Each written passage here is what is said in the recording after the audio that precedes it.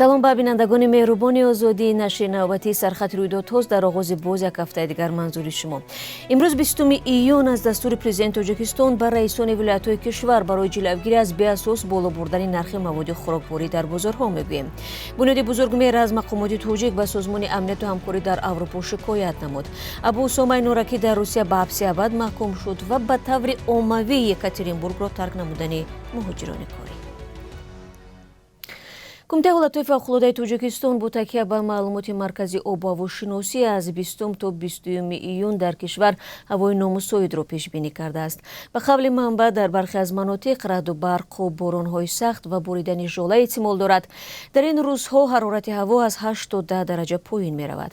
бо сабаби боришот дар ноҳияҳои алоҳидаи кӯҳӣ ва доманакӯҳии ҷумҳурӣ мумкин аст сатҳи об боло рафта сел фарояд. зимнан субҳи имрӯз дар қаҳвахонае дар хиёбони рӯдаки 13 шаҳри Душанбе зарфи гази моеъ таркидааст. вазорати корҳои дохилӣ бо нашри хабар мегӯяд таркиш дар қаҳвахонаи Лола бар асари риоя накардани талаботи қоидаҳои бехатарӣ ба амал омад. дар натиҷа оташ масоҳати 5 метри мураббаъ дохили қаҳвахонаро фаро гирифта як нафар маҷрӯҳ шудааст.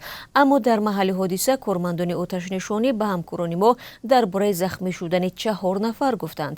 радиои озодӣ ин ҳодисаро пайгирӣ дорад ва дар ҷараёни рӯз бароятон маълумот хоҳем дод. бунёди бузургмеҳр аз созмони амният ва ҳамкорӣ дар Аврупо хостааст ба фишору боздошти рӯзноманигорон дар Тоҷикистон расидагӣ кунад.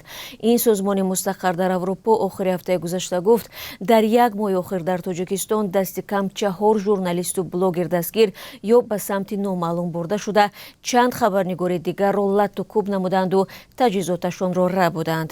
дар нома ба қазияи Абдулло Ғурбатӣ, Маҳмадсултон Мавлоназаров, Хушрӯз Ҷумаев ва Далери Имомалӣ таъкид шуда. бунёди бузургмеҳр мегӯяд мақомот онҳоро барои гузоришдиҳии мустақилона ва навиштаҳои танқидомез дар бораи мансабдорон ва пахши иттилои алтернативӣ дар бораи ҳаводиси Бадахшон дастгир карданд ё гирифта бурданд.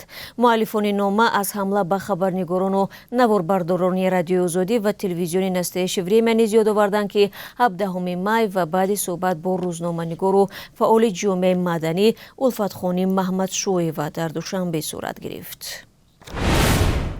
Эмомалӣ Раҳмон, президенти Тоҷикистон, зимни машварати корӣ ба раисони вилоятҳои Хатлон, Суғд ва Бадахшон дастур додааст ки фаровониро дар бозорҳои дохилӣ бо маҳсулоти ниёзи аввалия таъмин намуда монеъи баланд бурдани нарху наво шаванд.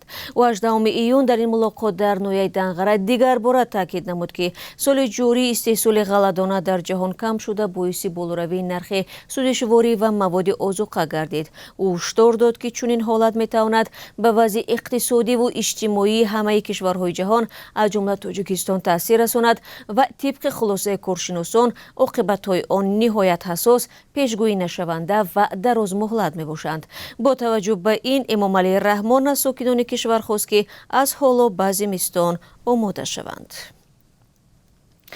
масъулони хадамоти зидди нисорӣ дар Тоҷикистон мегӯянд аз охири моҳи феврали имсол болоравии нархи 19 нави маҳсулоти ниёзи аввал ки аксаран воридотӣ ҳастанд мушоҳида шудааст.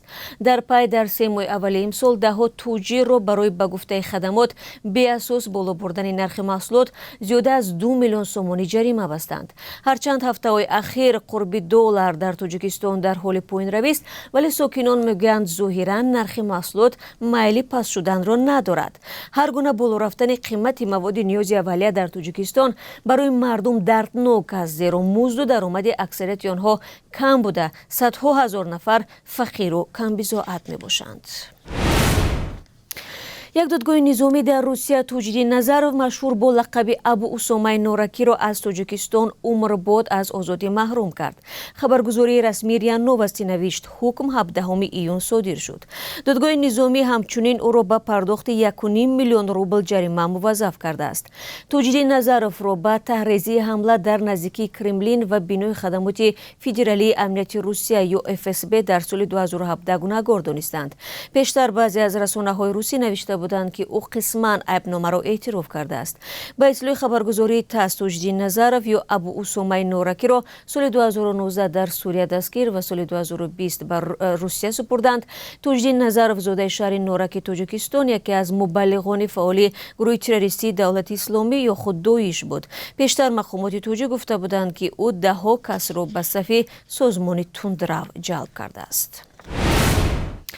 роҳи Аштхуҷанд ки давоми 30 соли ахир таъмир нашуда буд ва аз ҳама роҳи вайронтарин дар шимоли кишвар гуфта мешавад, бо ибтикори соҳибкорон таъмир мегардад. ин масир ҳудуди 100 километр аст. аз ин роҳ гузаргоҳи марзӣ ба Узбекистон мегузарад ва аҳамияти байналмилалӣ дорад. вале суоли матраҳ ин аст, дар ҳоле ки соҳибкорон даст ба чунин кор заданд, чаро аз ҷониби ҳукумат ин ҳама солҳо маблағе барои таъмири ин роҳ ҷудо нашудааст? ҳамкорони мо ин мавзӯъро ба риштаи таҳлил кашидаву дар барномаи ахбор пешниҳоди шумо мекунанд. хабаргузориҳои русӣ менависанд ки муҳоҷирони корӣ ба таври гурӯҳӣ аз Екатеринбург ба шаҳрҳои хурдтари вилояти Свердловск кӯч мебанданд. сабаби чунин раванд ба пурзур намудани сиёсати муҳоҷиратӣ рабт дода мешавад. бино ба омори вазорати корҳои дохилӣ, дар вилояти Свердловск ҳоло дар минтақаи мазкур ҳудуди 126 000 шаҳрванди хориҷӣ кору зиндагӣ мекунанд. дар 5 моҳи соли ҷорӣ нисбат ба ҳамин давраи соли пеш 2,4 маротиба бештар муҳоҷирон омаданд ки аксарият ва ё зиёда аз 48% онҳо тоҷикон буданд. зимнан дар Екатеринбург мақомоти ҳифзи ҳуқуқ барои ошкор кардани муҳоҷирони ғайриқонунӣ ба баргузории рейдҳо оғоз кардааст ки дар рафти яке аз чунин тафтишҳо ҳудуди 600 кас дастгир гардиданд. бинандагони азиз, акнун барои шумоиди асъори хориҷӣ дар Тоҷикистон иттилоъ медиҳам. тибқи нишондоди Бонки Миллӣ имрӯз 20 июн қурби 1000 рубли русӣ 176 сомониву 50 дирам аст. $1 10 сомониву 78 дирам ва 1 евро 11 сомониву 31 дирам муқаррар шудааст.